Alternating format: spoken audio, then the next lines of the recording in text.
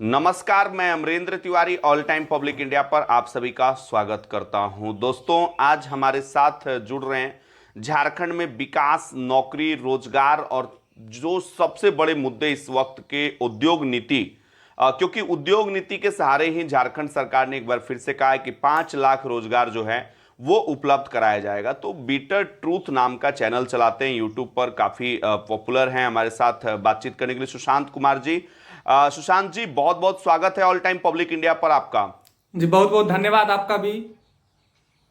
जी सुशांत जी, झारखंड सरकार ने जो नई उद्योग नीति लागू किया है 5 साल के लिए, 1 अप्रैल 2021 से यह नीति लागू हो रही है। क्या लगता है आपको, जो पिछली सरकार ने जिस तरीके से करने का प्रयास किया उद्योग नीति को लेकर, रेड कारपेट तक बिछाने की बात कही गई थी और राज्य के अंदर उद्योग धंधे बढ़ाने को लेकर, क्या उसका जो है उसी टाइप का उद्योग नीति इस बार भी आपको लग रहा है, या फिर लग रहा है कि रियल में निवेश जो है झारखंड की तरफ आकर्षित हो सकता है?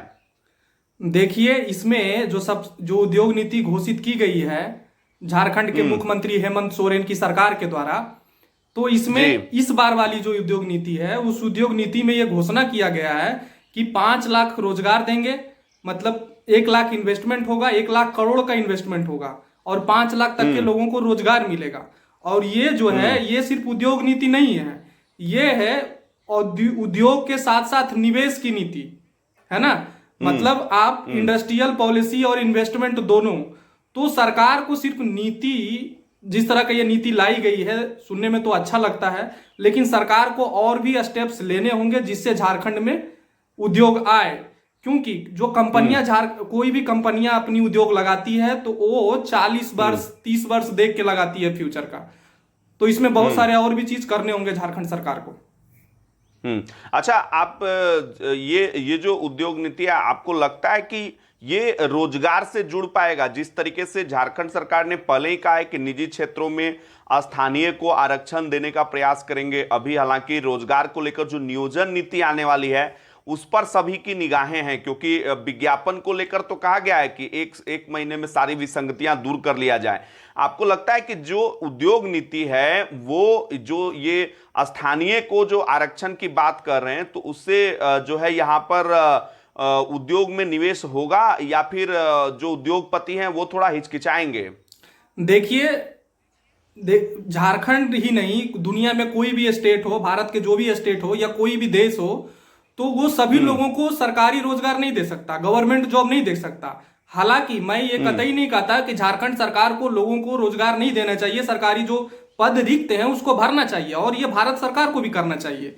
लेकिन जो भी डेवलप कंट्री है, उनके यहाँ जब तक आपके यहाँ इन्वेस्टमेंट नहीं होते, जब तक आपके यहाँ उद्योग नहीं लगते, तब तक आपका जो रियल विकास है वो नहीं होगा।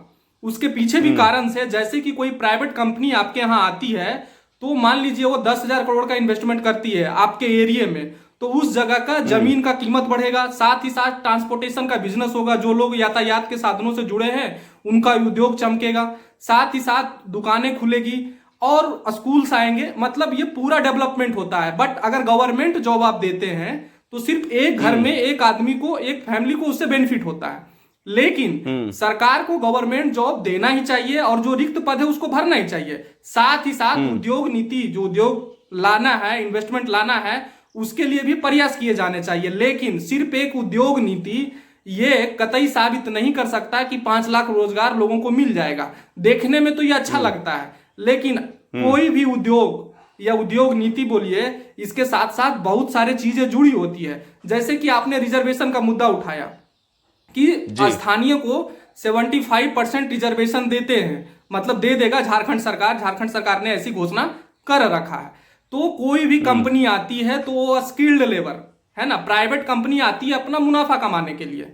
और ऐसा तो है नहीं कि जब प्राइवेट कंपनी मुनाफा कमाएगी तो जो लोग उसमें काम करेंगे उनको रोजगार मिलेगा। और मैं पहले ही बोल चुका हूं कि यातायात के जो साधन है उसका विकसित होगा, लोगों के जो घर होंगे वहां पे उनमें रेंट लगने लगेंगे, रेंट से किराया आएगा लोगों को, साथ ही साथ वहां स्वास्थ्य की व्यवस्था होगी, स्कूल्स होंगे, ये सारी चीजें होगी।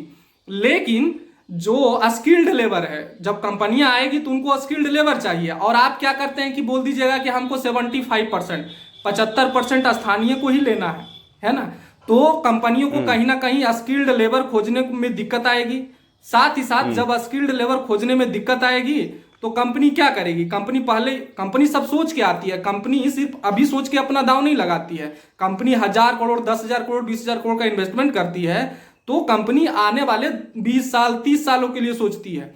तो सबसे पहली बात यह है कि एक तो आप इस तरह से बोलिएगा कि सिर्फ लोकल को ही लीजिए, तो कंपनी क्यों आएगी आपके यहाँ? हाँ, अपने लोकल पॉपुलेशन है उसको इस लायक बना दीजिए, स्किल्ड में डेवलप कर दीजिए कि देखिए अगर कंपनी को स्किल्ड लेबर। तो सर, कौशल विकास की जो योजनाएं हैं वो तो चल ही रही है ना, कि आपको ये नहीं लग रहा है कि उससे भी कुछ फायदा यहाँ के लोगों को हो सकता है, या फिर ये जो कौशल विकास केंद्र हैं ये सिर्फ कागजों पर ही चल रहे हैं, इतना ज्यादा बेनिफिट जो है ग्राउंड पे नहीं मिल रहा है? हाँ देखिए, कौशल विकास यही बातें थी, क्योंकि जब नरेंद्र मोदी 2015 में बने प्रधानमंत्री, तो जी, जब वो प्रधानमंत्री बने तो उनके पास वो गए देश विदेशों के कंपनियों के पास, उनको बोले कि आप जैसे चाइना जा रहे हैं, वियतनाम जा रहे हैं, सिंगापुर जा रहे हैं, तो आप हमारे यहाँ आके पैसे लगाइए, हमारे यहाँ आके उद्योग धंधे लगाइए।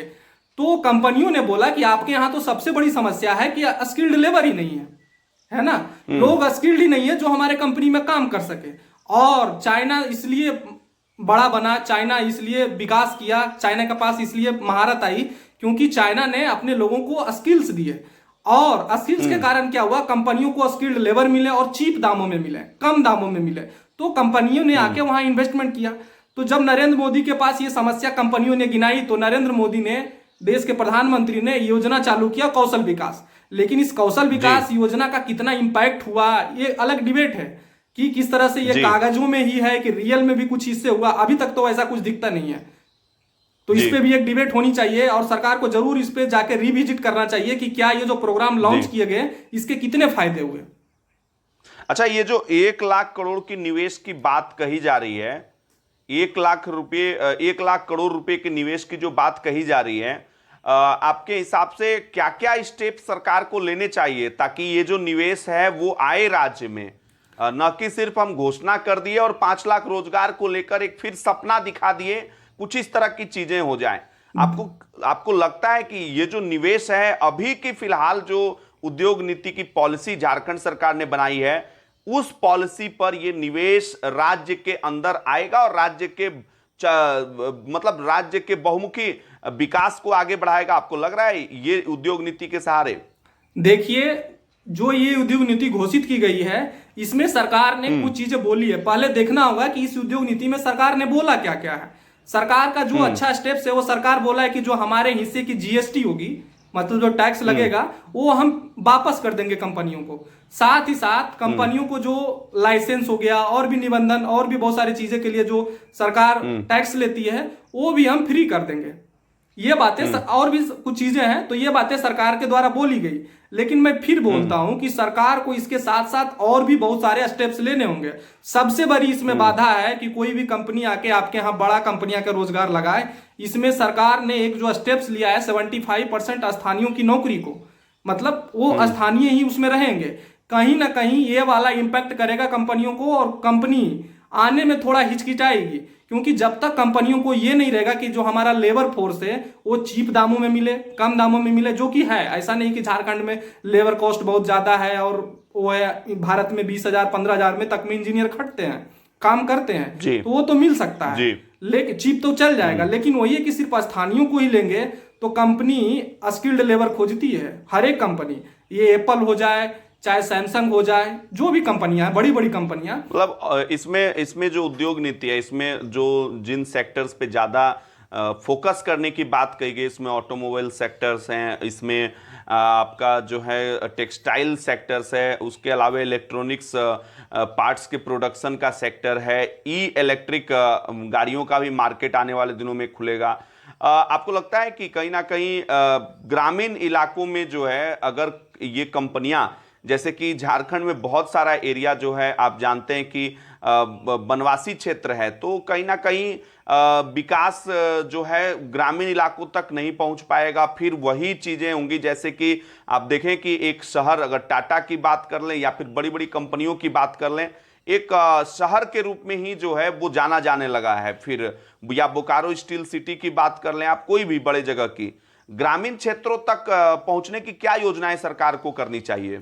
देखिए, सरकार को ये इंश्योर करना चाहिए कि जो भी कंपनी इनके यहाँ के अपना उद्योग धंधा लगाए, सरकार को और भी बेनिफिट्स देने होंगे कंपनियों को। ये जो उद्योग नीति है अपनी तरह से पूरी तरह से समर्थ नहीं है कि जिससे लोग आपके यहाँ के उद्योग धंधे लगाएं, है ना।